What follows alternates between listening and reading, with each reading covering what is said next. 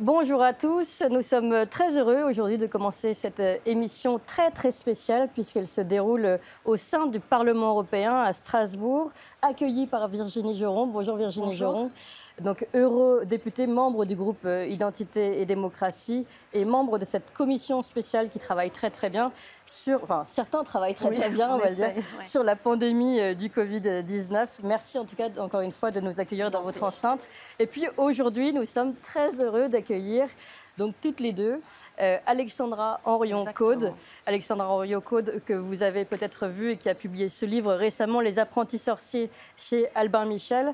Mais surtout Alexandra Henrion-Caude qui est lauréate du prestigieux prix Eisenhower Fellowship aux États-Unis en 2013, qui est directrice de recherche de l'INSERM et puis aujourd'hui qui a ouvert son propre laboratoire de recherche Simplissima, directrice et fondatrice de Simplissima.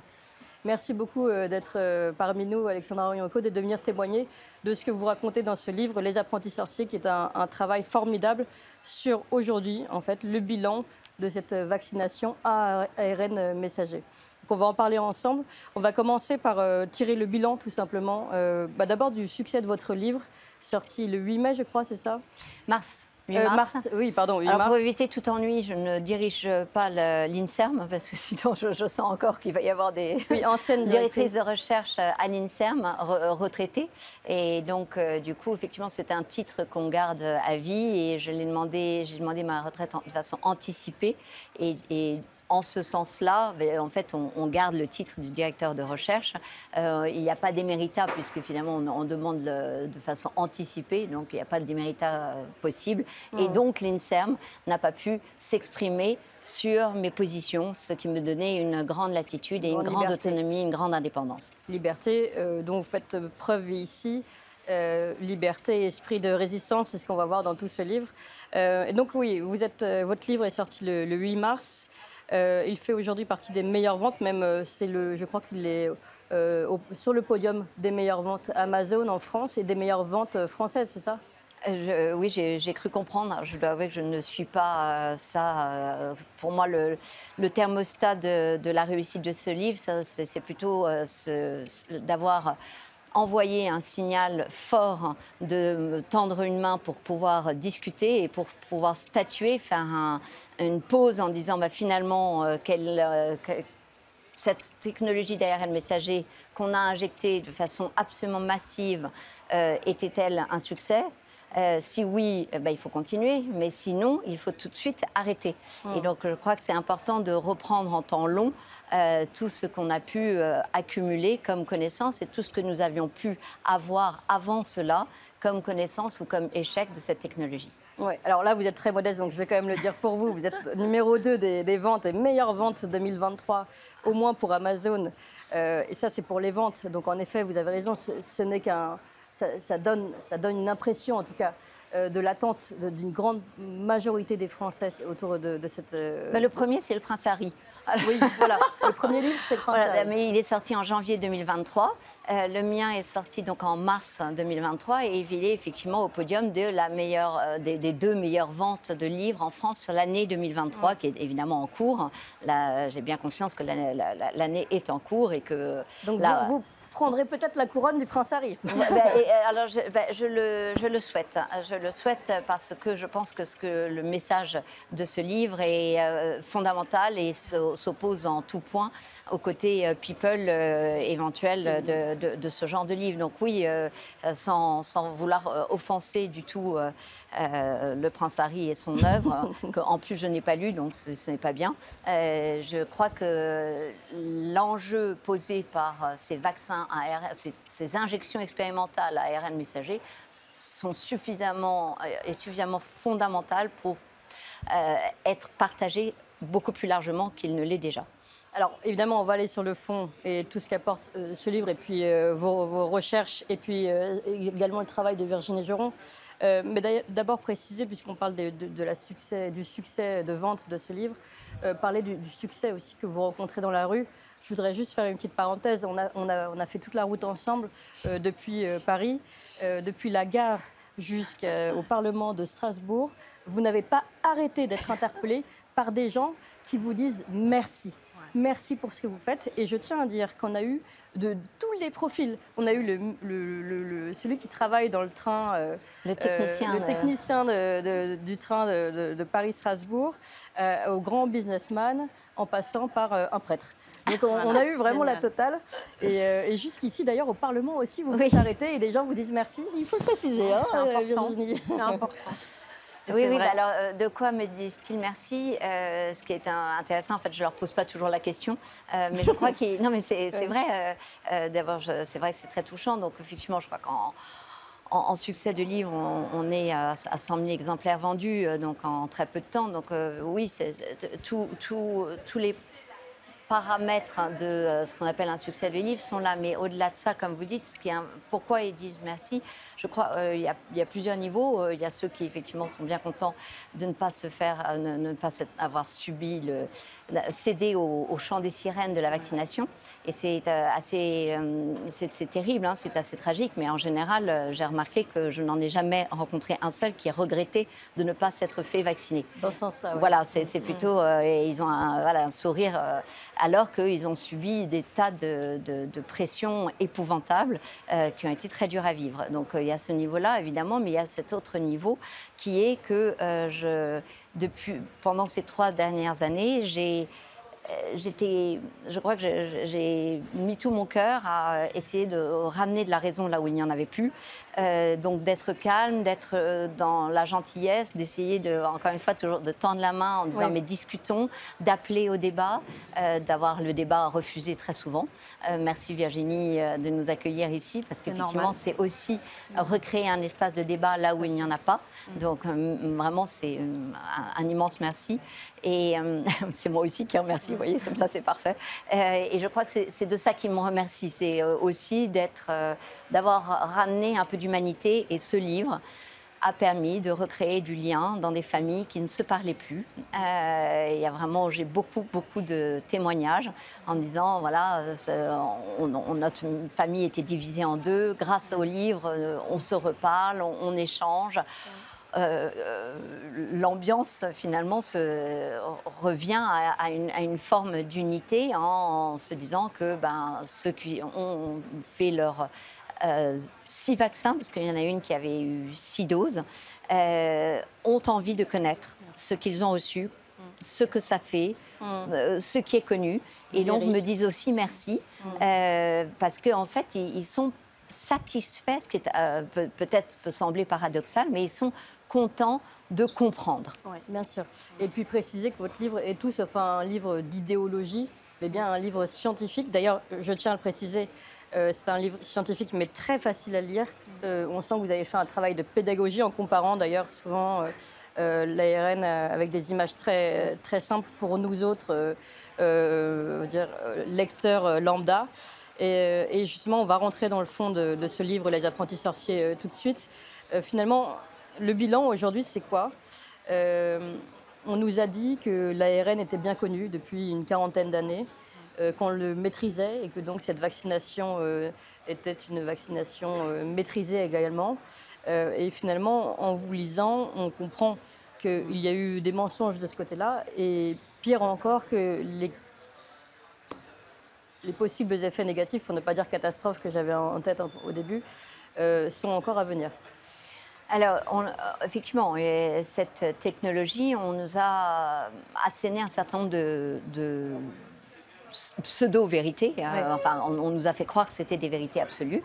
On a entendu qu'on connaissait l'ARN messager depuis les années 60, je ne sais plus ce qu'on disait, depuis les années 60 ou quelque chose comme ça.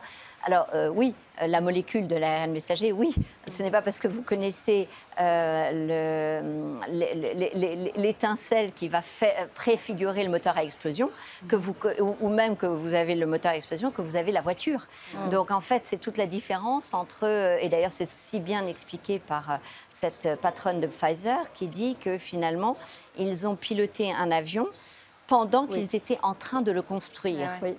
Voilà, je crois que je ne peux pas mieux résumer que cette patronne de la branche vaccin, Catherine Janssen, que cette citation. Donc ils ont confondu le fait qu'une molécule est connue avec une technologie qu'on va injecter chez l'homme et chez l'homme sain.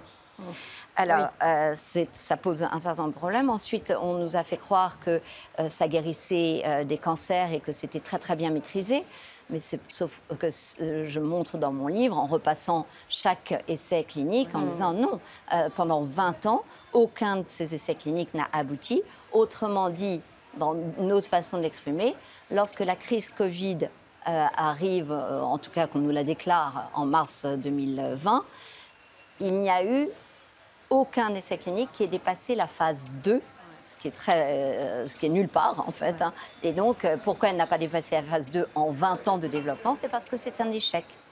Donc, et à ce moment-là, on entend qu'on va utiliser cette technologie pour l'injecter de façon massive. Alors, très bien, on peut se dire, bon, ben oui, mais maintenant, vous savez maintenant, Madame Oudiakova, Madame Joron, que vous savez que c'est un grand succès, puisqu'on a injecté des milliards de gens, donc c'est un grand succès. Et là, vous dites, ben non, alors c'est un grand succès. C'est le fait d'avoir injecté des milliards qui est un grand succès avec un produit expérimental, ou c'est le fait d'avoir finalement menti d'une façon incroyable sur une technologie qui n'était pas mûre et d'avoir abouti à un échec en termes de protection Covid, d'empêcher les gens d'être contaminés. En fait, c'est un produit qui a échoué sur toutes les promesses qui ont été engagées au départ, y compris celle vous vous injectez 2 doses et ça va aller. Ou alors, on vous injecte dans le muscle et ça ne va pas bouger du muscle. Ce qui est faux, on sait que ça se distribue dans le corps. Ou alors, on vous a dit, oui, mais l'ARN messager, ça se dégrade. Si vous saviez, ça se dégrade. Mais ils ont confondu ARN messager naturel et ARN messager totalement synthétique, qui a été conçu depuis et développé, mis dans des capsules dans des nanoparticules lipidiques, des soucoupes volantes lipidiques, qui, tout cela, ne se dégrade pas. C'est fait pour non seulement empêcher la dégradation, mais aussi assurer une stabilité et une efficacité qui s'impose à notre système. Donc tout cela aussi était faux. Alors, parce que vous parlez justement de ces mensonges, donc il y a un mensonge autour de la protection, le fait que le vaccin anti-Covid ne fonctionne pas, mais il y a une porte derrière qui ouvre un horizon absolument terrible, qui est celui des effets indésirables. C'est-à-dire qu'on a d'abord, le vaccin ne fonctionne pas. Je pense que plus ou moins, à peu près, la grande majorité des Français le réalisent eux-mêmes, finalement. Ceux qui ont été vaccinés, aujourd'hui, sont conscients. Et puis même, on voit d'ailleurs les déclarations... Ils ont contracté plusieurs fois la Covid. Et s'ils ne l'ont pas contracté eux-mêmes, ils ont vu autour d'eux des gens vaccinés qui contractaient la Covid, qui contaminaient. Je crois qu'un des records, pour moi, c'était cet homme politique, sénateur... Renaud, qui avait contaminé 12 personnes en un week-end. Ah oui, c'est vrai. Oui, ce que je trouve quand même assez exemplaire de l'efficacité, la non-efficacité de ce vaccin. On a vu les communications changer petit à petit. On nous a promis 99% de succès, ensuite plus que 90, plus 70, puis c'est descendu. Puis après, on nous a dit ça empêche la transmission. En fait, non, ça n'empêche pas la transmission. C'est ça, les 90% étaient donc calculés sur la souche de Wuhan que nous n'avons jamais vue et qui n'a jamais sévi, autant que nous sachions, dans nos contrées. Donc en fait, dès le départ, on était aussi sur finalement sur un mensonge, c'est-à-dire que c'est sûr que nous dire que c'est 90% contre un truc que vous ne rencontrez pas, alors si c'est pas du mensonge, c'est se foutre de la gueule des gens quand même. Donc ça, c'est un volet qui est assez compréhensible pour tous. Je l'espère. Là où vous apportez vraiment vos connaissances, Alexandra Orion-Côte, c'est sur la question de ce que risque de nous transmettre l'ARN messager. Puisque, je le rappelle, vous êtes quand même une des spécialistes de l'ARN messager. Vous avez d'ailleurs... De l'ARN. Vous avez révélé l'existence de l'ARN mitomyre. Des ARN mitomyres. Et donc là, pour nous, il faut vraiment que vous nous expliquiez aujourd'hui quel est le danger pour lequel, depuis le début, d'ailleurs, vous avertissez, vous dites attention, on ne maîtrise pas cette méthode, cette technologie entièrement. Quel est le danger aujourd'hui de cet ARN ? Donc, les dangers, ben, en fait, il faudrait lire le livre. Oui, je pense qu'il faut lire le livre. Pourquoi? Non, mais pas parce que je me défile par rapport à vos questions, mais parce que lorsque vous avez vous-même pris 2 doses, 3 doses, 4 doses d'un vaccin, il faut pouvoir le lire ou accuser l'information à votre tempo. Je crois qu'il faut vraiment respecter l'être humain dans toute sa complexité. Et je trouve que ce n'est quand même pas facile que de lire qu'effectivement, on savait à l'avance. Pfizer avait dressé des listes vertigineuses de maladies à surveiller. Que l'OMS, même par la Brighton Collaboration, avait listé tout un ensemble de troubles qui étaient quand même très lourds. Et de savoir voilà, qu'il y avait toute cette anticipation finalement d'effets secondaires est quand même déjà très dérangeante pour les personnes vaccinées, me semble-t-il. Donc c'est pour ça que j'aime bien dire de prendre le temps de le lire. Ce qu'il y a de vrai, c'est qu'il y a eu un certain nombre de scandales qui sont sortis et qui ont émané des chiffres même, notamment d'Israël, où je me suis finalement beaucoup inspirée. Pourquoi? Parce que ça a été les premiers à vacciner massivement. Donc en fait, tous les premiers chiffres qu'on avait, c'était là-bas. Qu'est-ce qu'on a eu comme premier chiffre? C'est que finalement, nous vacciner, nous prédisposer plus largement à attraper le Covid. Et ils avaient des chiffres à l'époque où ils montraient que dans les 2 semaines qui suivaient, dans la première semaine puis la deuxième semaine qui suivait la vaccination, on montait jusqu'à 11% de Covid-19 post-vaccinal. Donc déjà, on savait dès le début que ça ne marchait pas. Et qu'en plus, on risquait d'avoir vraiment le Covid. Parce que pour le coup, un lambda moyen qui circule dans la rue, il n'a pas 11%. Il n'y a pas 11% qui, dans 15 jours, attrape le Covid. Après ça, je dirais que dans le temps, il y a eu les troubles menstruels qui sont sortis assez vite aussi en Israël, où très vite, on a eu, enfin très vite, pas assez vite, jamais assez vite, l'alerte que 10% des femmes contractaient des troubles menstruels post-booster. Et ça, pareil, 10%, c'est énorme. Et ça nécessitait évidemment d'arrêter la vaccination de fait. Parce que quand on ose dire qu'il n'y a pas de retentissement sur la fertilité, mais comment peuvent-ils le savoir alors même que la fertilité d'une femme dépend de son cycle menstruel. Je n'ai pas l'impression de dire quelque chose de révolutionnaire en vous disant cela, vous, les femmes. Voilà. Et je crois qu'on le sait toutes, et qu'on a des fenêtres où on peut tomber enceinte, et que si jamais nos cycles n'ont plus rien à voir, qu'on se met à saigner en permanence, ben on sait ce que ça veut dire. Donc ça, c'était le deuxième chapitre. Une petite parenthèse, et c'est l'occasion de féliciter le travail d'abord de Mélodie de Où est mon cycle, et puis de Pierre Chaillot, qui lui-même a écrit un livre et reverse tout à l'association. Et moi, Et vous, d'ailleurs, Alexandra Royancourt, oui, c'est l'occasion de le dire, vous reversez tout aux médecins suspendus. Alors, pas que les médecins, en fait, tous les personnels qui ont refusé de participer à l'anéantissement du secret médical. Donc, j'ai envie de dire, c'est au-delà d'accepter ou refuser d'être vacciné, c'est de dire à son employeur, mais ça ne te regarde pas. Ce qui était juste la réponse que tous les salariés auraient dû faire. Et quand dans les familles, les gens se disaient « Et alors toi, tu as pris combien de doses ?» ou entre copains, c'est quelque chose qui doit cesser. Et si nous l'avions cessé dès le début, parce que nous comprenions qu'il y avait quelque chose de malsain et un outil de ségrégation, à savoir qui en avait, combien, quelle dose, Janssen & Janssen, AstraZeneca, parce que c'est agréable quand vous preniez du AstraZeneca ou du Johnson & Johnson et qu'après c'était arrêté. C'est quand même extrêmement plaisant, vous imaginez. Donc c'est autant de... Et puis quand vous êtes l'employeur, vous dites « Ah, je sais qu'elle m'avait dit qu'elle avait pris AstraZeneca quand on avait bouffé ensemble, ou de Johnson & Johnson. » Et là, vous vous rendez compte de tout ce qui peut se passer dans la tête de votre employeur. Et là, vous dites « Non, ça ne va pas. Tout ça, ça ne va pas. » Et ces gens ont refusé. C'est des héros parce qu'en fait, personne n'a compris leur sacrifice et ils n'ont pas été payés pendant plus de 570 jours parce qu'ils n'avaient même pas le droit de prendre un chômage. C'est des médecins, c'est des infirmiers, c'est des gens qui sont fait payer les études par leurs parents ou qui ont payé leurs études eux-mêmes et ils n'ont plus le droit d'exercer. C'est des patients qui attendent d'eux d'être soignés, ils n'ont plus le droit. C'est des pompiers, c'est des cadres administratifs qui ne voyaient aucun patient et qui n'avaient pourtant, à qui on exigeait d'être vaccinés. D'ailleurs, on va rester sur cette actualité des soignants suspendus, mais pas que soignants, on l'a dit un peu plus large d'ailleurs. Hein. On a l'habitude de dire par effet de simplification et de parler des soignants non vaccinés.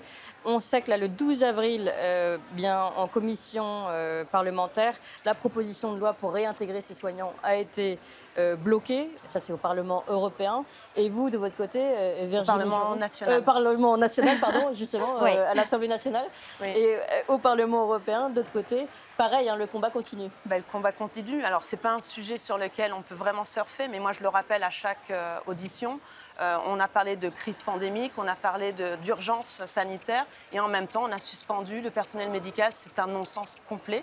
Et on en parlera après, mais on a déjà le rapport de la commission Covid, hein, puisque c'est une commission spéciale qui a un temps de durée limité, et elle va se terminer fin juillet. Donc, nous avons enfin le rapport. Et à cette occasion, on a pu voir un petit peu la stratégie de cette commission. Et vous n'avez aucun mot sur le fait qu'il y a certains États membres qui ont usé de ce pouvoir autoritaire de suspendre le personnel médical, le personnel administratif, des pompiers, pour non-vaccination. Et du coup, j'ai proposé une trentaine d'amendements en ce sens. Donc, j'ouvre la parenthèse, hein, 44 pages, que du creux. Sans doute rédigé par un lobbyiste ou alors par un cabinet de conseil privé. Pourquoi? Parce que bien écrit, différent. Il n'y a aucune critique, il n'y a aucune remise en question de la stratégie de la Commission, notamment sur la transparence, zéro. Sur les effets secondaires, j'ai entouré l'article, il faut quand même que je vous le lise. On a 44 pages, pas un mot sur les effets secondaires. Le seul mot qu'ils utilisent, c'est pour dire qu'ils demandent à la Commission, les États membres, les fabricants, à mieux communiquer sur les effets secondaires potentiels des vaccins et à le faire de manière cohérente et coordonnée afin d'éviter l'hésitation vaccinale et la désinformation. C'est tout. Point final sur les effets secondaires. Pas du tout une relation avec l'EMA qui répertorie ces effets secondaires. Pas du tout. Donc on n'en parle pas de peur de faire peur aux gens. Inquiétude. Voilà, on met ça sous le tapis. Donc c'est une aberration. Moi je pense que c'est même ce rapport comment dire, par rapport à tout le travail qui a été fait autour de cette question, c'est se foutre de nous, hein, vous l'avez dit, mais c'est pareil, la commission continue. Je pense qu'on pourra développer après cette analyse. Mais en tout cas, je voulais juste encore remercier Alexandra d'être là parce que c'est vrai, dans cette bataille, nous avons eu pas assez d'armes et elle a fait partie de ces personnes qui nous ont permis d'avancer sur ce chemin qui est encore long. Hein, vous voyez, hein, ça sort depuis il y a un mois. On va le voter pour les prochaines semaines. Et donc, c'est ce qui va être mis en place. Donc, ce combat continue. Et vraiment, nous en avons besoin. Parce que malheureusement, ici, on est normalement dans le berceau de la démocratie, où on devrait avoir une parole libre, on devrait avoir du débat, on devrait avoir des positions divergentes. Et durant cette commission Covid, à aucun moment, on a pu émettre des critiques ou des observations divergentes par rapport au narratif ambiant. Et je remercie Alexandra parce que ça va nous permettre de continuer cette bataille et aussi de les pousser à aller contre ce narratif. Moi, je vais proposer certaines résolutions, notamment autour des effets secondaires, parce qu'on est dans le cœur du sujet et que malheureusement, c'est nié. Hein. On reparlera de l'ARN messager parce que je l'ai vu lors d'une audition de BioNTech qui est venu présenter ce concept et il demande à ce qu'il y ait moins un allègement des études cliniques et pour cause. Mais c'est ça. Et donc il y a une volonté de continuer pour développer ce système, pour l'intégrer à des nouveaux vaccins. C'est un petit peu ce que je ressens, moi, ici au Parlement européen. Je vais continuer dans votre sens. Hein. Je vais citer, c'est dans une interview à CNBC et The Guardian le 10 avril, donc c'est très récent. Le laboratoire Moderna, qui l'assure, sa technologie de l'ARN messager va venir à bout de nombreuses maladies d'ici 2030. Voilà, discours victorieux. 2030, donc c'est très très rapide. Ils sont vraiment dans une optique de développement intensif. Ils se plaignent, donc le patron de Moderna se plaint parce que 60 jours pour lui, donc 2 mois, ça a été trop long entre la séquence de Omicron et le fait que le vaccin soit disponible dans une pharmacie américaine. Donc on voit bien qu'on est dans une accélération. Vous pouvez nous rappeler, d'habitude c'est combien de temps 10 ans. Voilà. C'est ça. C'est important de le rappeler. Alors pourquoi c'est 10 ans? C'est pas 10 ans parce qu'on est nul. C'est pas 10 ans parce que la technologie n'est pas aboutie. Ça fait quand même longtemps qu'on développe des médicaments, qu'on développe des vaccins. Donc ces 10 ans, c'est parce que c'est un temps incompressible d'expériences qui sont faites sur des cellules, sur des animaux, sur des petits groupes d'hommes, sur des plus grands groupes d'hommes. Et on y va avec un rythme qui permet de s'affranchir à chaque fois des éventuels problèmes, ou que s'il y a ces problèmes, ce qui a été le cas sur la technologie d'ARN messager, pourquoi ils se sont arrêtés à la phase 2? C'est parce qu'en fait, ils n'avaient pas la possibilité de continuer. Ouais. Voilà. Donc c'est pour ça qu'à chaque fois, finalement, ça s'arrêtait là. Pour revenir à ce que vous disiez, Virginie, moi je trouve ça vraiment important sur cet effet de nier les effets secondaires. Oui. D'abord, je sais quand même que le ministre de la Santé allemand commence à avoir complètement un autre langage où il demande pardon aux victimes. Oui. Donc les effets secondaires en Allemagne sont admis. Certains médias aussi commencent, pas chez nous, médias, pas en France. Non, pas en France du tout. Commencent à faire leur mea culpa également. Oui, absolument. Dans les pays nordiques et même en Angleterre, les vaccins ne sont plus recommandés pour les moins de 50 ans. Donc ça va quand même très loin. Et moi, ce que j'avais repéré sur un site de Pfizer, donc officiel, la question était posée de pourquoi devrais-je me faire vacciner?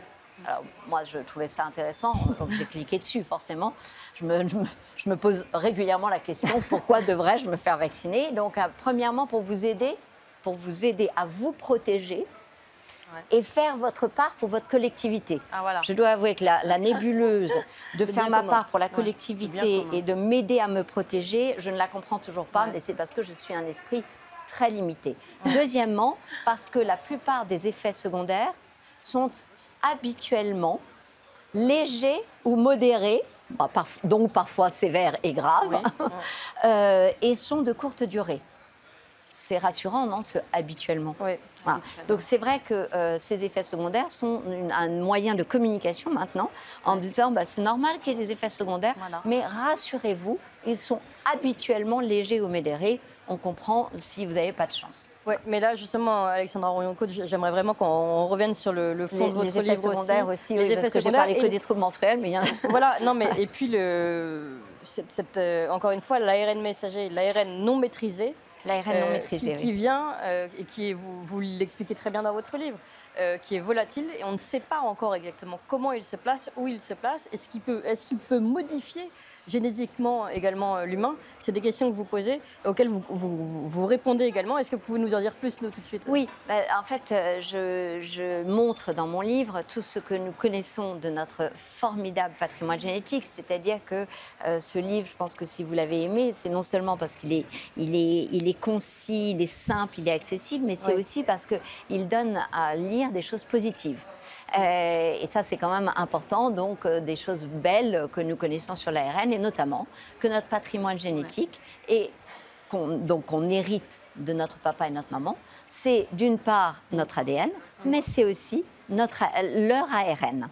Et ça, c'est quelque chose de très beau, et donc ça veut dire que nous allons à notre tour transmettre ADN et ARN.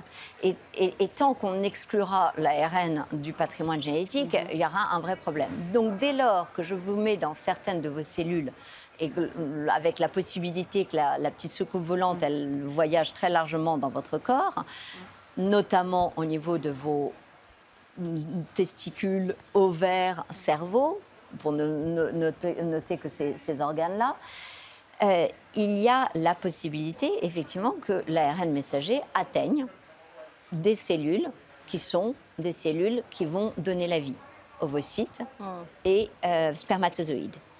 Dès lors que il rentre, l'ARN messager rentre parce qu'il ne dit pas « Hello, vous êtes un ovocyte, ah, je ne rentre pas, vous êtes un spermatozoïde, ah, je ne rentre pas ». Non, là, ce coupe lipidique, elle rentre, c'est un bulldozer, c'est un truc formidable.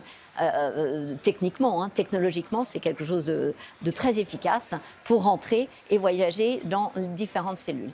Et donc, à ce moment-là, si vous avez un ARN messager de ce truc complètement artificiel qui est arrivé chez vous et que vous êtes en âge de procréer, vous procréez, donc vous passez cet ARN messager à votre descendance. Et donc l'ARN vient ça, c'est modifier... une des façons. Oui, vous voyez, là, c'est la façon la plus simple que je puisse... L'ARN peut modifier l'ADN, pour être simple, pardon. Mais... Non, c'est pas exactement ça. C'est l'ARN peut être transmis.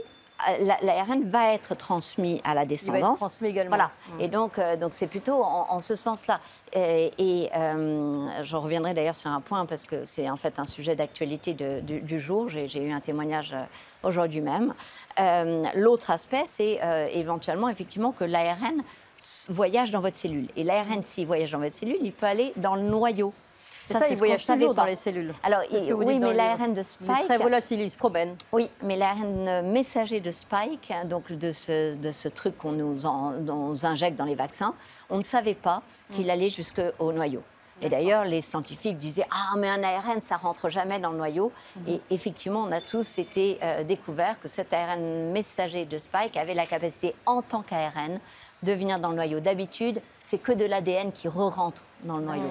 Voilà, disons qu'il force plus la porte, celui-là. Donc, il force plus la porte. Et de toute façon, il peut effectivement être recopié parce qu'il est conçu pour avoir la capacité d'être recopié en ADN et donc migrer dans le noyau et donc intégrer le génome. Et donc, effectivement, modifier d'une façon pérenne. Mais on peut c'est ça la question. Ça peut modifier en bien ou en mal, on ne sait pas. Ah, ça peut. Moi, je considère que c'est la première technique d'augmentation de l'être humain qui est mise en œuvre. Ce qui ne veut pas dire une augmentation au sens positif, genre on est plus intelligent, plus robuste et plus fort, puisqu'on a bien vu qu'au contraire, il y avait plutôt une dégradation de la défense immunitaire. Mais ce qui veut dire qu'on est modifié génétiquement. Et que dès lors, on peut être affaibli, au contraire, de façon massive, parce que ça crée comme une espèce de petite vulnérabilité. Les agriculteurs connaissent cela beaucoup mieux, parce qu'ils ont travaillé avec les fameux OGM. Et en fait, un des problèmes des OGM, c'était de dire, mais oui, mais le problème, c'est que s'il y a un nouvel événement de l'extérieur qui intervient, les souches vont-elles savoir résister ou pas? Et on a dit, non, il faut garder les souches sauvages, ce qui veut dire en fait des souches non modifiées génétiquement. Donc on sait depuis longtemps que toute modification génétique, finalement, même si on dit augmente, elle appauvrit d'une façon collective notre patrimoine génétique. D'ailleurs, c'est très intéressant parce que les souches modifiées OGM, les plantes, etc., elles ne peuvent pas se reproduire non plus. On ne peut pas replanter une souche. On est obligé de racheter des graines. Donc, un petit parallèle... avec les vaccins, les doses. On n'espère pas. Je veux dire, moi, je suis la première à continuer à dire, et d'ailleurs dans ce livre aussi, j'espère que les gens comprennent que nous ne maîtrisons pas tout, nous ne connaissons pas tout. En revanche, nous voyons des signaux très alertants de mortinatalité en augmentation. Nous voyons très vite, nous avons vu des fausses couches en grosse augmentation. Alors, je ne veux pas créer un mouvement de panique parce qu'en fait, c'est catastrophique de paniquer. Donc, moi, je dis toujours, une femme enceinte doit être protégée de toute chose qu'on veut mettre dans son corps, mais aussi de toute lecture ou de toute vision d'horreur. Voilà, je pense que c'est important aussi. Donc, il faut respecter l'être humain. Cependant, à partir de maintenant, si aujourd'hui ce livre ne permet pas d'avoir ce sujet au Parlement européen de modification génétique de l'être humain et d'en faire état. Et oui, c'est vertigineux, oui, c'est dérangeant pour tout le monde, c'est dérangeant pour nous tous. Cependant, nous ne pourrons pas faire l'impasse, j'en suis convaincue, de cette discussion. Je crois que vous aviez aussi une phrase dont on a discuté de ce patron de Bayer. Ultimately, the mRNA vaccines are an example for that cell and gene therapy. I always like to say, if we had surveyed 2 years ago in the public, would you be willing to take gene or cell therapy and inject it into your body, we would have probably had a 95% refusal rate. I think this pandemic has also opened many people's eyes to innovation in the way that was maybe not possible before.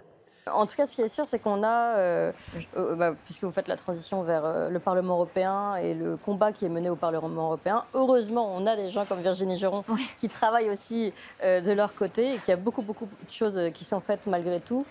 Est-ce que vous considérez, Virginie Geron, première question, que depuis le temps que vous travaillez sur ces questions-là, et vous êtes une des rares, hein, on peut en citer quelques autres, des députés européens, mais pas beaucoup, est-ce que vous avez l'impression que malgré tout, le discours est mieux entendu aujourd'hui ou pas?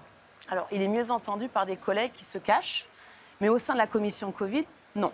C'est vraiment un discours que dans un seul sens, ce qui est regrettable. Et je vous remercie encore pour ce livre. Vraiment, c'est important parce qu'il est très pédagogique. Moi, je n'y connais rien et ça m'apporte beaucoup. Je pense que ça apporte beaucoup pour les lecteurs lambda, pour ceux qui se sont fait vacciner, ceux qui ne se sont pas fait vacciner. Et c'est important de le souligner parce que durant cette commission Covid, il n'y a pas eu d'ouverture d'esprit par rapport à ce sujet qui est fondamental. Pourquoi? Parce qu'en fait, pour la première fois, on a mis en place cet accès au vaccin avec ce nouveau procédé. Il faut savoir que la Commission, au départ, avait contractualisé avec différents laboratoires. Il y avait donc Pfizer, Moderna, AstraZeneca, et il y avait même Janssen, qui sortait un peu du lot. Et aujourd'hui, 3 ans après, ben non, il ne reste plus que Pfizer et Moderna. AstraZeneca est sorti. Donc en plus, on se rend compte que les citoyens européens n'ont pas eu de possibilité de choisir un autre vaccin. Donc ce sujet, il aurait dû être sur la table. Oui. Et je vous le dis, hein, pendant ces presque 1 an et demi de travaux, on n'a eu jamais un éclairage sur ce sujet, alors qu'il est fondamental. C'est la base même de ce vaccin. Vous l'avez rappelé. Normalement, c'est un vaccin pour qu'il sorte sur le marché. C'est entre 10 et 15 ans minimum, les différentes phases. Là, on l'a sorti en moins de 12 mois. Mais aussi parce que ça n'est pas un vaccin. Voilà, c'est aussi parce qu'il y a ce mensonge aussi sur l'appellation vaccin. Ouais. Je me permets toujours de préciser que si j'ai dit le mot vaccin dans mon livre, c'est parce que j'ai accepté, contrainte et forcée, d'utiliser cette nomenclature qui est maintenant, parce qu'ils ont changé la définition. Oui. Et donc effectivement, après, il faut savoir ce qu'on fait, est-ce qu'on veut être comprise par nos pairs ou pas. Donc ça, c'est une vraie difficulté. Mais il faut quand même rappeler que pourquoi ce n'est pas un vaccin, et ça je le dis aussi dans le livre, et merci beaucoup Virginie d'insister là-dessus, parce que d'ailleurs, c'est un point sur lequel je n'ai pas reçu la moindre critique d'aucun mainstream media. Voilà. Toute la partie la plus importante de mon livre, qui est de dire la technologie d'ARN messager, elle n'était pas maîtrisée. Ouais. Ce qu'on vous a dit sur cette technologie d'ARN messager était mensonge. Ouais. Tout cela n'a pas été critiqué par qui que ce soit. Donc c'est important de le dire. Bien parce sûr, que, c'est important donc en commission, vous pouvez vous appuyer dessus parce que voilà, il n'y a eu aucune critique. Mais c'est bien de souligner le fait du terme vaccin. Moi aussi, c'est vrai, quand je l'utilise, on me dit non, injection. Mais pourquoi en fait? Parce que c'est un sujet, et vous en faites partie, la première, hein, où on vous attaque. Oui. En fait, on essaye, nous, d'éclairer le chemin et on nous attaque parce qu'on n'utilise pas les bons mots. Donc, du coup, si on parle d'injection, on va nous dire qu'on est des complotistes. Oui. Et donc, il y a la bataille qui se remet en forme et surtout la chasse aux sorcières. Et vous faites partie, effectivement, des chassés parce que vous utilisez des mots qui ne conviennent pas à ce narratif et surtout, vous proposez un autre discours. Et c'est vrai que je l'ai vu au sein de la commission. On m'a essayé de me couper le micro. Quand je parle des effets secondaires, ça souffle, ça se cache derrière le visage. Et moi, je regrette que cette commission qui aurait dû permettre un vrai débat sur le sujet, parce que le problème, c'est que les gens pensent que c'est terminé. Mais non, Non, au contraire. Ce dossier-là, il va être voté. Ça n'est que le début. C'est une feuille de route, effectivement, que le début d'une mise en place d'une stratégie au niveau européen qui va s'appliquer au niveau national et j'ai envie de dire demain même au niveau mondial, puisque demain on fait une conférence sur le sujet avec le nouveau traité sur les pandémies au niveau mondial. Mais ce qui veut dire que ce sujet n'est pas terminé, avec des laboratoires, comme je l'ai dit, qui viennent ici vendre ce procédé. Donc BioNTech est venu il y a 1 mois et demi demander aux législateurs, puisque tout vient de, comme vous avez pu voir, tout vient d'ici. Il ne devait pas être interdit d'entrer au Parlement, les lobbyistes là, il devait parce qu'effectivement, c'est une des demandes. Pour rappel, M. Bourla, qui a bénéficié du meilleur contrat au sein du Parlement européen, donc sur 71 milliards d'euros, c'était à peu près 35 milliards d'euros. Pour au total 4,6 milliards de doses. Et on voit bien, c'est un chiffre important à rappeler. Sur 4,6 milliards de doses, il faut savoir qu'en Europe, il y a un peu moins d'1 milliard d'injectés. Donc où est le reste? Mais ça, c'est vrai que c'est un autre sujet, c'est moins médical. Mais quand même, nous, en termes de protecteurs du budget de l'Union européenne, on veut savoir où sont passés ces euros. Où sont passées ces doses, parce qu'effectivement, ça nous lie pour l'avenir, parce qu'il faut savoir qu'aujourd'hui, ces laboratoires, Pfizer-BioNTech, négocient encore des doses jusqu'en 2025. Donc ça continue. On en est, comme vous l'avez dit, c'est que le début, effectivement. C'est que le début. Et je regrette, effectivement, que cette commission n'ait pas permis un vrai débat avec des experts, comme vous, Madame Alexandra Henriot-Codet, qui auraient pu permettre un débat autour de ce sujet parce qu'il est fondamental. On ne parle pas de politique, on parle d'humanité, on parle de santé, on parle de nos enfants, on parle de gens qui se sont fait vacciner. Et puis aussi, l'autre sujet qui est important maintenant, c'est on a 3 ans de recul et on l'a vu tout de suite. Moi, j'ai vu, dès que c'est sorti l'obligation, c'était quoi, juillet, où M. Macron nous a déclaré qu'il fallait se faire vacciner pour partir au camping. On a eu les premiers dossiers de pharmacovigilance qui déjà alertaient sur des problèmes d'effets secondaires. Et j'avais proposé à l'époque la première résolution sur les effets secondaires pour la prise en considération rapide de ces effets secondaires. Évidemment, c'est un sujet, comme je l'ai dit, sur 44 pages, un pauvre article sur les effets secondaires où en fait on nous demande de ne pas en parler. Et je précise, là, vous citez le rapport de la commission Covid. Il y a eu en fait un projet de rapport. Donc le rapport n'est pas encore publié. Voilà, parce qu'il faut savoir que cette commission spéciale Covid, leçons tirées et recommandations pour l'avenir. C'est ça, le projet. C'est publiquement accessible ou... Oui, c'est publiquement accessible. Pour l'instant, on appelle ça le brouillon, c'est le projet. Et les parlementaires des différents groupes vont demander à aménager ce texte. Et donc, moi, j'ai proposé 350 amendements parce que, comme j'ai dit d'entrée, c'est écrit par un laboratoire ou c'est écrit par un cabinet de conseil parce que c'est que de l'autocongratulation. C'est vraiment une autofélicitation où tout a été bien, où il faut continuer cette stratégie. Et donc, d'ailleurs, 0 article ou très peu d'articles sur le problème de transparence sur les contrats d'achat. Il n'y a pas du tout de remise en question de ces problématiques. Contrats donc, qui ont été signés a priori par SMS, en tout cas négociés par SMS par Ursula von der Leyen, la présidente du Conseil européen. Et d'ailleurs, pour revenir à la première question sur les badges de Pfizer, on a demandé, puisqu'ils ont refusé par 2 fois de venir en audition, et du coup, on a demandé à ce qu'il n'y ait plus un accès libre au Parlement. Et ça a été aussi refusé. Comme l'audition de Mme von der Leyen pour qu'elle réponde de ces SMS, qui n'est jamais venue et qui ne viendra pas. Ursula von der Leyen, on vous attend, si vous êtes dans les parages. Non, si elle vient, ça sera pour d'autres... Voilà, c'est juste pour se faire applaudir pour d'autres sujets. Mais sur ce sujet, elle n'est pas du tout présente. Et puis ce que je regrette, c'est qu'il n'y a pas beaucoup de partis politiques qui soutiennent cette demande. Alors que ce sont des valeurs, la transparence, l'accès au contrat, on représente les citoyens, nous avons un mandat. Je regrette qu'il y ait aussi peu de parlementaires. Ce sont des valeurs de démocratie. Exactement. Et puis ça permet un contre-pouvoir sain. Un contre-pouvoir sain, et puis ça permet de continuer le débat. On est en démocratie, on peut ne pas être d'accord sur certains sujets, mais ça pourrait d'avoir accès au contrat, d'avoir accès à toutes les clauses, de savoir combien on paye la dose, de savoir qui paye en cas d'effet secondaire. Et vous vous rendez compte qu'on le sait grâce à des hackers, donc grâce à l'illégalité en fait. Mais finalement, ça a un intérêt commun de savoir que la responsabilité de laboratoire sont exclus des contrats. Donc ce qui veut dire que les effets secondaires vont être pris en charge par les États membres quand elle considérera qu'il y a vraiment un effet secondaire, parce que c'est aussi la problématique. Au niveau du Parlement, on ne peut pas être juge et parti. Ben, Pourquoi avouerait-il qu'il y a effet secondaire si c'est à eux d'aller il y a ce indemniser. problème. Et puis, comme je vous l'ai dit, ils ne veulent pas du tout faire peur aux gens. Hein, ils veulent éviter de parler des effets secondaires parce qu'ils ont toujours l'ambition de mettre en place ces stratégies vaccinales. Donc, et puis on le voit avec ces rapports. Je vous dis, hein, j'ai déposé 2 résolutions pour demander à la création d'un fonds d'investissement. Pourquoi? Parce qu'il y a une irresponsabilité des laboratoires alors qu'ils font des super profits. Hein, ils veulent de l'argent, mais ils ne veulent pas payer les conséquences. Le beurre et l'argent du beurre. Et si ça devait l'être, ça serait à la charge des États membres, ce qui est complètement un non-sens et ce n'est pas juste. Non. Dans le sens où ils continuent à vendre des doses, je vous l'ai dit, jusqu'en 2025, avec des prix qui sont négociés que dans un sens. Hein, c'est eux qui ont la main sur les négociations. Et on se rend compte que, moi j'ai des chiffres, hein, après 3 ans de mise en circulation de ces produits, on a 1,6 million d'effets indésirables répertoriés. Donc on sait en plus la difficulté que les gens ont. On a beaucoup de témoignages, oui. Ouais, pour faire remonter, on n'y arrive plus maintenant. Ouais, c'est vraiment difficile. C'est très difficile. Souvent, les médecins demandent aux personnes de le faire eux-mêmes, aux victimes. Ouais.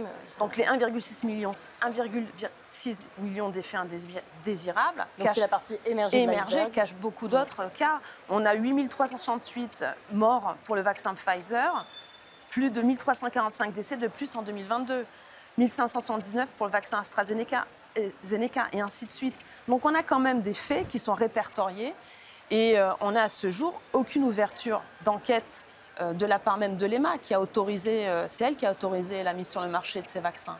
Et à aucun moment elle se dit, bon ben là on a quand même atteint un niveau critique, donc on demande aux laboratoires de nous fournir des statistiques, de nous fournir leur suivi, parce qu'aujourd'hui, on a ces cas-là. Et comme vous l'avez dit, c'est qu'une partie émergée de l'iceberg, donc c'est problématique, d'où le fait de demander à la Commission un fonds d'indemnisation financé par les super profits des laboratoires. C'est de la communication, mais j'ai envie de dire au moins, ça permet de mettre sur la table ce sujet. De reconnaître qu'il y a des effets indésirables. Les troubles menstruels, ils ont mis combien de temps pour l'avouer? On a bataillé. Mélodie, comme vous l'avez dit, elle a dû. Qui est venue elle est venue ici aussi, au tout début. Et puis, ils ont mis presque plus d'1 an et demi pour enfin avouer qu'il y aurait effectivement un lien direct avec le vaccin. Parce que là, ils se cachent tous dans leur rapport, ils le mettent en gras, ils répertorient, mais ils disent bien attention, on n'a pas encore la preuve du lien direct entre le vaccin et l'effet indésirable. D'ailleurs, c'est la réponse de tous les soi-disant contrôleurs de vérité, pour utiliser des termes français. Oui, on va peut-être y revenir un petit peu. Juste, je voudrais qu'on parle des dernières procédures. On parle de contre-pouvoirs qui sont lancés au niveau européen notamment. Et puis après, puisqu'on parle de démocratie, montrer à quel point également Alexandra Orion-Caude a été attaquée sur sa personne, sur son livre, etc. On va en parler après. Mais d'abord, juste un point, si on fait un bilan des différents combats que vous menez, on l'a dit, donc cette commission Covid, le projet de rapport qui est vide, ou alors c'est juste une ode au laboratoire et à la commission. Donc on a proposé 350 amendements, c'est le début des travaux. Il y a un peu de travail. Et au total, il y en a 3500, ce qui est énorme. Ça veut dire qu'il y a beaucoup de groupes quand même qui ont quand même remarqué qu'il y avait un problème autour de ce rapport. 3500, c'est beaucoup. Et je crois que c'est à peu près en moyenne, 400 par groupe. Donc du coup, ce qui veut dire que même eux ont la même analyse. Donc c'est 3000 et combien de pages vous avez dit? Alors au départ, c'était 44 pages. 44 pages. Avec combien d'articles? On a 274 articles. D'accord. Et ils se retrouvent avec 3500 amendements. J'ai vu tout à l'heure la collaboratrice de Virginie Geroux avec un sac entier, puisqu'il faut qu'on les analyse, puisque maintenant on va débattre. Par exemple, dans un exemple, moi j'ai défendu le fait qu'il ne faut pas, en cas de pandémie, suspendre le personnel soignant. On a besoin de... Alors ça, moi j'avais un article, on m'a dit, de règlement européen, l'article 36 que vous connaissez certainement, moi non. L'article 36 du règlement européen qui prime sur les lois votées au Parlement interdisant toute forme de discrimination à l'encontre des personnes ne pouvant ou ne voulant pas prendre cette injection. Et il y avait eu, en fait, une application par un tribunal de prud'homme à Dijon en France globalement de cet article et du coup il y avait eu une réintégration d'une infirmière qui avait été quand même actée. Donc est-ce qu'il n'y a pas là un moyen que quand même un Parlement européen qui se dit représenter encore une fois tous les Européens s'inscrivent à l'encontre de toute forme de ségrégation? C'est l'objet de nos 30 amendements. À chaque fois, on a pu intégrer, on a pris des statistiques, on a repris des cas précis, effectivement, c'est ce qu'on a mis en avant. Ce cas-là, je crois même qu'on a fait mention, effectivement, de ce cas. Article 36 du règlement européen et du Conseil numéro 2021/953 du 14 juin 2021. Oui, renseigné. Bien renseigné. Non, mais c'est important parce que voilà, ceux qui nous écoutent, il y a ceux que ça n'intéressera pas et ceux qui peuvent peut-être, ou dans les avocats ou autres, utiliser cet élément. Le problème de remonter les effets secondaires, vous l'avez dit, il est tout à fait capital et il est que les médecins vous disent régulièrement ça ne peut pas être le vaccin. Mais comment peuvent-ils savoir alors qu'il n'y a jamais eu ces vaccins injectés? Donc la personne, normalement, au lieu de se laisser intimider par son médecin, doit dire mais comment est-ce que vous pouvez le savoir alors que c'est un produit qui a été injecté alors que la phase 3 n'était pas terminée? Et ça, je reviens sur ce mensonge aussi. Comme vous dites aussi justement, cette industrie pharmaceutique n'est, on le sait, au mieux dans les meilleurs des cas, que condamnée que à distance des drames qu'elle a causés. Et là, il faut que cela cesse, puisque nous avons fait sauter tous les verrous avec le fast track, avec les rolling reviews, etc. Donc tous ces verrous qui finalement faisaient que normalement on avait des phases et que ça durait du coup 10 ans pour se développer. Et donc utiliser à contrario en disant donc désormais on peut tout de suite dire qu'il y a un effet secondaire. Donc en fait de la même façon, puisque eux nous disent qu'il n'y a pas de problème à sauter des verrous de sécurité. Bien donc à ce moment-là, il n'y a pas de problème non plus à dire que c'est le vaccin enfin c'est ces injections géniques expérimentales, n'est-ce pas? Voilà. Mais en fait, si on vous résume, ça veut dire qu'on a fait sauter tous les... Mais exactement, mais dans deux mondes différents. Dans le monde scientifique, tous les verrous ont sauté. Dans le monde parlementaire, légal, on va dire, tous les verrous, tous les contre-pouvoirs ont également sauté. En fait, on se dit là, tout a explosé. On n'est plus, c'est là où on parlait de démocratie tout à l'heure, on n'est plus dans un système démocratique classique, ni au niveau de la recherche scientifique et du fonctionnement, du bon fonctionnement, ni au niveau européen. Juste un petit point sur... bon, là, on avait le procureur européen qui avait été saisi sur Ursula von der Leyen. Nos moyens d'action, effectivement. Là, il y a eu du nouveau ou pas? Alors, pour résumer, donc, nos moyens d'action en commission Covid, donc c'est effectivement les amendements. On va voir ce qu'on peut faire parce qu'il y a un gros travail autour de ce rapport qui n'aura pas finalement une finalité contraignante par rapport, puisque aux États membres qui vont après appliquer cette feuille de route, même si on sait que quand même ils marchent main dans la main. Et puis après, en parallèle, si pour rappel, on avait demandé la levée des badges, l'audition de von der Leyen, ça c'était via la commission. Bon, aujourd'hui, on a vu qu'elle ne fonctionnait pas. Rien donné. Donc du coup, l'autre aspect, c'est quoi? C'est judiciaire. Donc effectivement, la saisie du procureur européen qui a été faite il y a plus de 6 mois, on n'a pas de retour. Elle est venue il y a 3 semaines au Parlement européen. Et la procureure européenne, mais elle n'a pas voulu aborder ce sujet parce que c'est en cours. Donc bon, très bien. Pourquoi pas, ça peut être Pourquoi un gros pas dossier. Mais bon, en tant que parlementaire, moi je l'ai saisi personnellement. J'ai pas eu une lettre comme quoi elle avait accusé réception de ma demande. Bon. Et côté judiciaire, il y a d'autres choses qui se passent. Et à côté judiciaire, il y a effectivement le recours du New York Times, ça on l'avait tous lu. Il y a aussi le recours d'un lobbyiste, parce qu'en fait les contrats relèvent du droit belge. Donc là, effectivement, le recours vient de Belgique et donc on va suivre ce dossier parce qu'effectivement, ces arguments, on les connaît tous. C'est le problème de transparence lié au contrat, le problème aussi d'annonce où on nous a injecté et on l'a bien vu lors de ces auditions. Ça a quand même permis cela, c'est de démontrer certaines incohérences et mensonges, parce que rappelez-vous, au tout début de la campagne, tous vaccinés, tous protégés. Et on a bien vu au fur et à mesure de l'injection des doses que c'était pas du tout tous protégés, tous vaccinés, c'était sans doute tous vaccinés et tous covidés, j'ai envie de dire. 11% dans les 15 jours. Dans les 15 jours, que dans les 15 jours. Voilà, ouais. Non, mais et puis après, au-delà. Et puis avec l'annonce de Jenny Small qui a remplacé Albert Bourla de Pfizer, qui nous a annoncé que finalement il n'y avait pas eu de test, même si nous le savions, mais au moins ça venait d'eux. Bien sûr. Et c'était important. Ils savaient que la contamination n'avait... Et donc savaient qu'effectivement ça ne protégeait pas. Donc cette commission a permis cela. Et effectivement, donc du coup, ça a mis en avant certaines problématiques. Et donc, des citoyens européens de bon sens se saisissent de ces différentes interventions pour effectivement porter plainte, là pour le coup, contre la présidente de la Commission. Et après, politiquement, à nous aussi de continuer à débattre, à aller en hémicycle. Moi, c'est ce que j'ai fait il n'y a pas longtemps. On nous met maintenant, à quelques mois de la fin de ce mandat, un rapport sur la transparence de la Commission. Parce qu'il faut faire bien, il faut faire propre, il faut essayer de sortir la tête haute de ces presque 5 ans de mandat. Donc on a eu le mois dernier un débat autour plus de transparence pour la Commission. Mais pour l'anecdote, attendez, mais vous savez pourquoi? C'est même pas par rapport à ces contrats Pfizer et tout ce qu'il y a autour. C'est parce qu'en fait, on a appris qu'un fonctionnaire de la Commission avait voyagé gratuitement par rapport à l'affaire du Qatargate. Oui. Voilà, c'est juste ça. Ils se sont servis du Qatargate pour parler de la Commission. Pour parler un peu, pas en cause, hein, jamais, mais pour dire que c'est pas bien. C'est pas bien que ce monsieur se soit fait payer quelques billets. Mais pour moi, le sujet, c'est pas ça. C'est pas le fond. C'est ces contrats, 71 milliards d'euros, qui nous appartiennent. Et pour 4,6 milliards de doses, je rappelle ces chiffres parce que c'est important pour voir le décalage. Et parce que derrière, les seuls gagnants dans cette histoire sont les Big Pharma. Oui. Et c'est eux, et on le voit encore, c'est eux qui dirigent les négociations.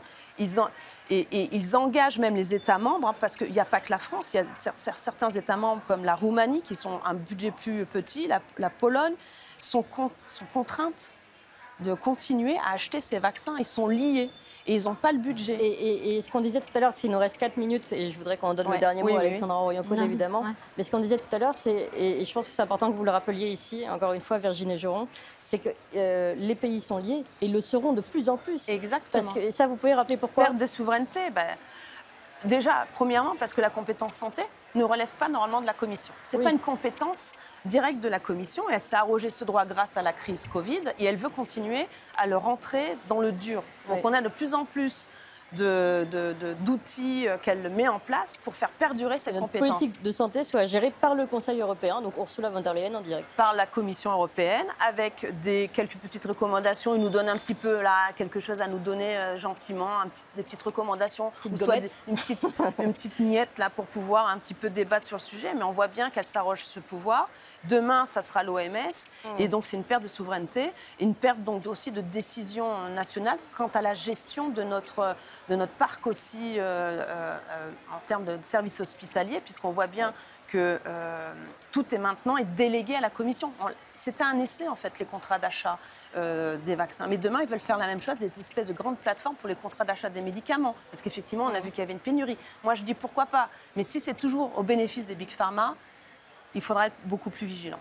Voilà, Alexandra Orion-Coade, le mot de la fin. Qu'est-ce que ça vous inspire justement cet avenir, cette Europe de Bruxelles ou de Strasbourg qui va prendre de plus en plus le pouvoir, qui travaille d'ailleurs plus ou moins directement avec les lobbies, etc. C'est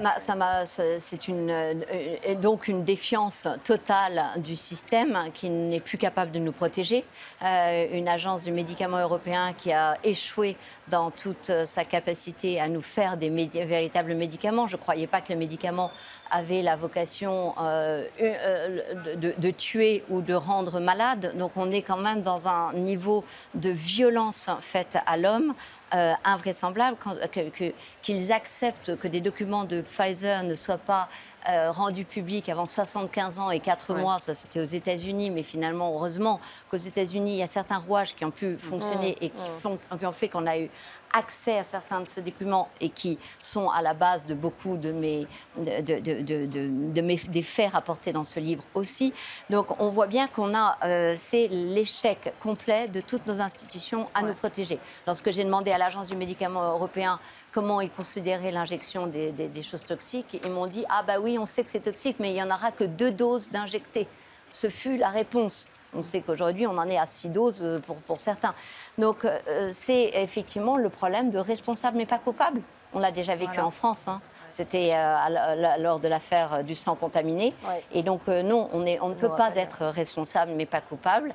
Et donc, l'urgence, encore une fois, si les gens nous écoutent, ils ont qu'à taper BFM TV 2030 et ARN Messager et Moderna pour comprendre que désormais, le marché de l'ARN messager est à fond lancé comme vraiment comme un TGV qui est lancé contre l'être humain. Je n'ai pas peur de dire cela. J'ai dit hier, enfin il y a 3 ans, que c'était une folie d'injecter une population saine avec un ARN messager. Je dis que c'est de là. Là maintenant, ce n'est plus la folie, c'est criminel. Désormais, puisque maintenant nous le savons, de continuer avec cette stratégie d'une ARN messager qui a échoué à tous les niveaux, encore une fois. Et dont on ne connaît pas encore tous les effets indésirables. Merci infiniment. Merci Alexandra Henrion-Coach. Je rappelle que vous êtes directrice de recherche de l'INSERM et fondatrice de Simplissima, auteure de ce livre Les apprentis sorciers chez Albert Michel. Et évidemment, merci infiniment à vous, Virginie Geron, qui est également une grande combattante au niveau européen, au niveau parlementaire, membre du groupe Identité et Démocratie.